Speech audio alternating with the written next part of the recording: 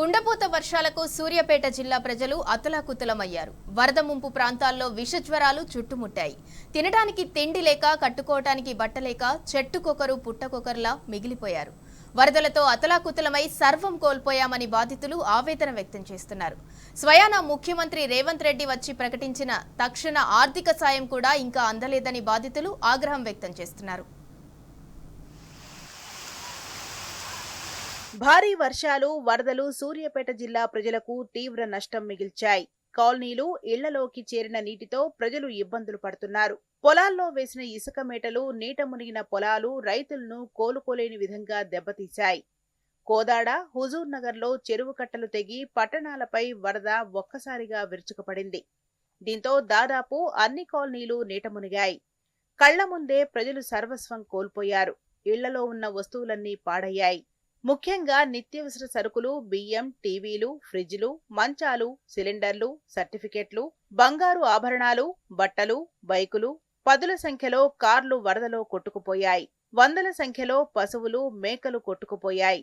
భారీగా ఆస్తి నష్టంతో పాటు ప్రాణ నష్టం కూడా జరిగింది. వరదల్లో 3 గల్లంతయ్యారు.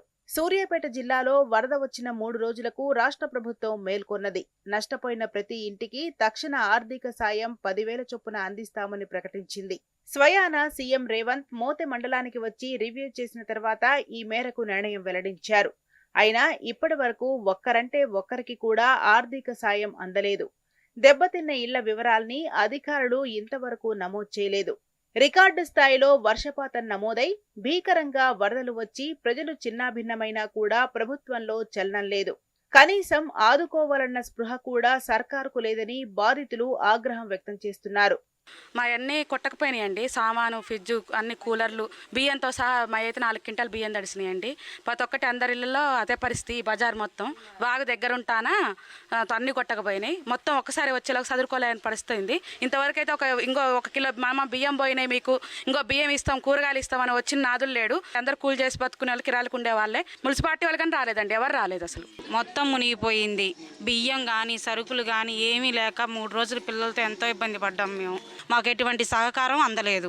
ఉత్తమ్ పద్మావతి గారు వచ్చారు కానీ కార్ గ్లాస్ కూడా కిందకి దించి మాకెళ్ళి చూసింది కూడా లేదు. రాష్ట్ర ప్రభుత్వం ఉద్యోగులకు సెలవులు రద్దు చేసినా వరుస సెలవులు రావడంతో అధికారులు ఫీల్డ్లో ఉండటం లేదు.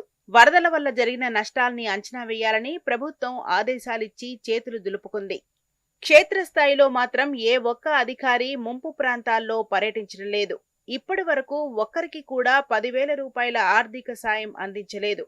దీంతో ప్రభుత్వ ప్రకటనపై బాధితులు దుమ్మెత్తిపోస్తున్నారు. మాకెళ్ళి ఇంతవరకు ఒక రాజకీయ నాయకులు కానీ ఒక్కళ్ళు కానీ ఇంతవరకు తొంగి చూడు, మాది దీనమైన పరిస్థితి. మేము టిఫిన్ బండి వేసుకుని బతికే వాళ్ళం. ఒక్కళ్ళు కూడా వచ్చి సహాయం చేసిన వాళ్ళు ఇంతవరకు ఎవరూ రాలేదండి ముందుకి. మాలాంటి లేని వాళ్ళని ఎవరు ఆదుకోవాలా? వచ్చిర్రు, రాసుకున్నారు, పోయారు. ఏం పోయింది, ఏముందో కూడా పలకరీలు. తింటానికి ఉన్నాయా లేవు అని ప్రశ్నించిన వాళ్ళు కూడా ఎవరూ లేరు మమ్మల్ని. ఏమిటో మాకేమెరక, మా కాడ ఏమి లేవు, పైనుంచి వస్తేనే మేము ఇస్తాం ఏవేనా అని మాట్లాడుతారు. సూర్యాపేట జిల్లాలో 40,000 ఎకరాల్లో పచ్చని వరి పొలాలన్నీ కళ్ల ముందే వరదలో కొట్టుకుపోయాయి. రైతులు దిక్కుతోచని స్థితిలో పడ్డారు. ప్రభుత్వ సాయం కోసం ఎదురు చూస్తున్నారు. పంట నష్టంపై ఇప్పటి వరకు వ్యవసాయ అధికారులు సర్వే చేయలేదు. రైతుల దగ్గరికి వెళ్లి పంట నష్టం వివరాల్ని సేకరించలేదు.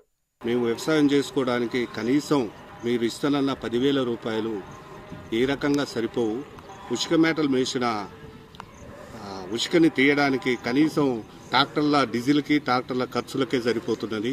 మేము మళ్ళీ వ్యవసాయం చేయాలంటే ఇప్పుడు 30,000 రూపాయల దాకా ఖర్చు కావచ్చు. మీరు తక్షణమే ఇప్పుడు వేస్తే పనులు చేసుకోవడానికి ఉపయోగపడుతుంది. మా పొలం చెరువు అలుగెళ్ళి పోతురు అనుకుంటా.